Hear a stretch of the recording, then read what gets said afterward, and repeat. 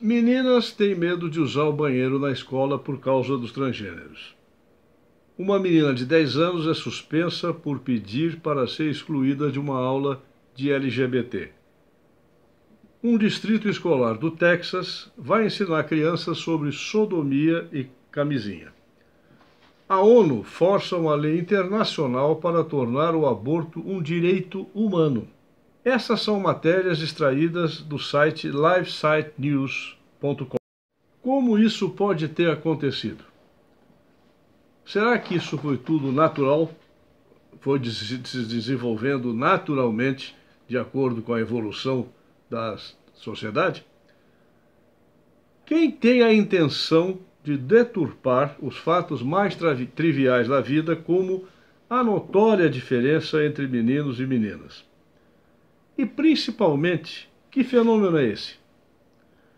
Esse é o politicamente correto. Não, em absoluto, isso não começou naturalmente. Isso não faz parte da natureza humana. É uma tentativa de transformar a natureza humana em algo que ela não é. Quem impõe essa estupidez, principalmente às nossas crianças, é inimigo da família e da religião, da liberdade real e não da libertinagem. Curiosamente, os dois mais temidos alvos do pensamento revolucionário, leia-se comunismo, socialismo e globalismo, são estes que impõem essas mudanças que nada têm a ver com a evolução natural das sociedades. O politicamente correto nada mais é do que um filhote do marxismo, puro e simples. Não mais o marxismo, aquele tradicional de Marx, que olha para a economia, mas sim os valores morais. Ao invés dos pobres, os excluídos agora são os grupos minoritários, negros, índios, gays, lésbicas, estrangeiros, mas tudo é a mesma coisa, é a mesma ideia de haver incluídos e excluídos. Antes era a classe burguesa, que era a classe dominante, e os excluídos eram os pobres, os proletários. Hoje não, mudou.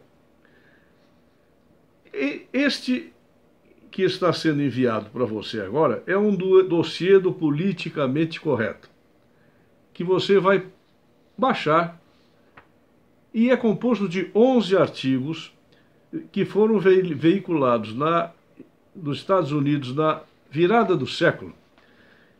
Foram traduzidos por português e contam as origens revolucionárias do politicamente correto. Este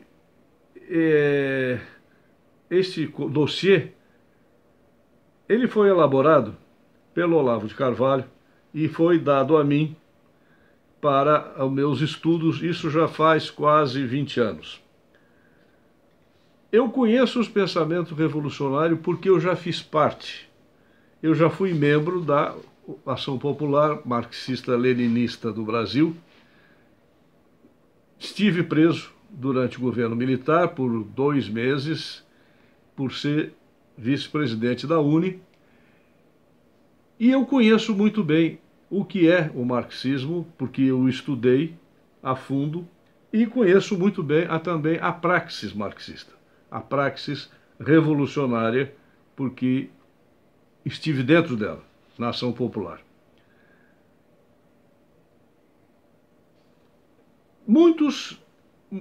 Muitas ideias levaram muitos anos para conseguir sair da minha cabeça. Não é fácil.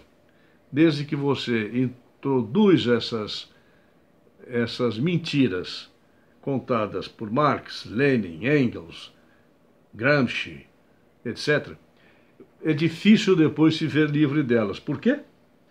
Porque elas são fáceis explicações para tudo. Tudo é explicado. tudo é facilmente explicado dentro daquilo que está escrito na teoria que explica o mundo da Weltanschauung do marxismo. Muito tempo levei para me livrar disso e às vezes até de vez em quando a mosquinha pega um pouquinho na minha mente.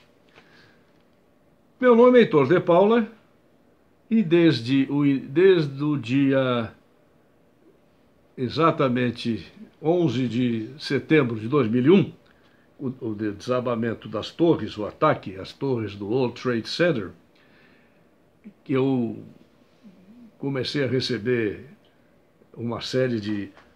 Na época era só e-mail, não tinha outras redes sociais, absurdos de que os Estados Unidos mereciam, etc., que eu comecei a ver que aquilo que eu tinha aprendido estava na mente de muita gente. Desde então eu já escrevi mais de 500 artigos, traduzi uns 170 e organizei e participei de 10 ou mais conferências, sendo que uma delas foi um evento bastante importante, com pessoas estrangeiras, ex-presidentes do Uruguai, ex-membros de diplomacia e também de legislativo da Argentina, americanos também, e foi um simpósio sobre democracia e rule of law de 2006, que foi organizado pela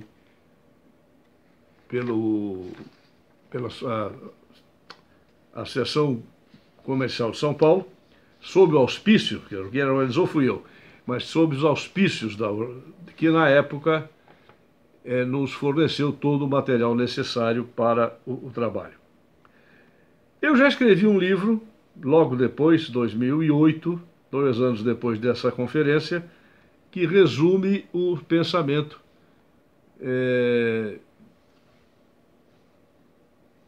de como chegamos a esse ponto, incluindo o politicamente correto. Esse livro é O Eixo do Mal Latino-Americano e a Nova Ordem Mundial, que foi bastante vendido, teve um sucesso bastante grande, já saiu em 2015 uma segunda edição, agora pela editora Observatório Latino, ligada à Rádio Vox.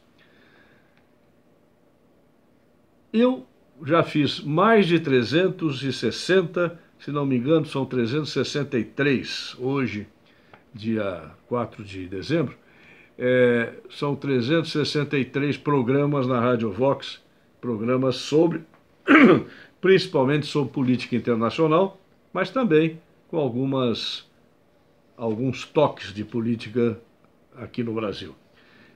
Esses programas têm tido também um relativo sucesso.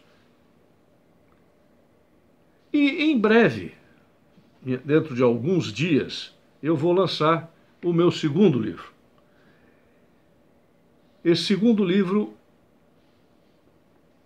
é denominado Rumo ao Governo Mundial Totalitário. E o subtítulo é As Grandes Fundações Comunistas, Fabianos e Nazistas.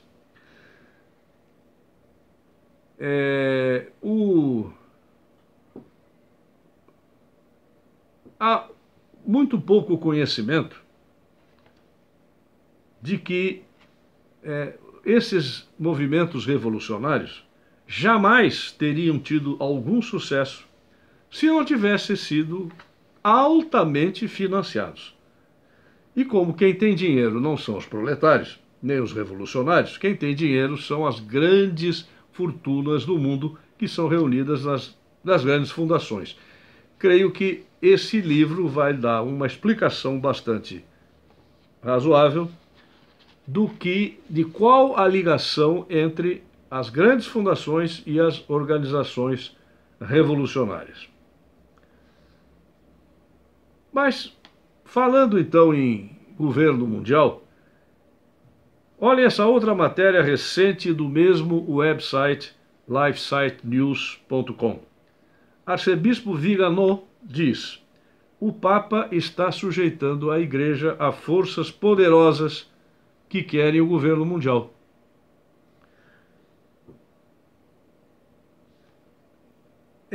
Até o Concílio Vaticano II, um dos grandes empecilhos para as revoluções marxistas, leninistas, era a Igreja Católica, no mundo ocidental. Era a Igreja Católica. E como em outras paragens pelo mundo, também as religiões, seja o hinduísmo, seja o budismo, também representam sempre muralhas que precisam ser destruídas para poder entrar um pensamento revolucionário. Então, aqui no Ocidente, que é o que interessa, inclusive no novo livro que eu estou lançando, se refere ao Ocidente, nós vemos aqui, então, que o movimento revolucionário mundial precisa primeiro não atacar, como o Gramsci dizia, a Igreja Católica é uma muralha. Não adianta bater com a cabeça. Você vai machucar a cabeça e a muralha vai continuar. É preciso entrar dentro da muralha. E isso aconteceu a partir do Concílio Vaticano II, principalmente com a teologia da libertação, e hoje em dia essa denúncia do arcebispo Vigano mostra claramente que a Igreja está sendo tomada por algo que ataca exatamente o que a Igreja defende, ou deveria continuar defendendo, que são a família e principalmente Deus, a ideia de Deus e aqui no Ocidente, o cristianismo, que também já se espalha pelo resto do mundo. Esse é o primeiro vídeo de um canal que está sendo fundado hoje, vamos dizer. Mas eu pretendo divulgar mais ainda muitos outros vídeos. Por isso, se inscreva, curta a minha página no Facebook e me siga no Twitter. Um grande abraço a todos e até o próximo vídeo.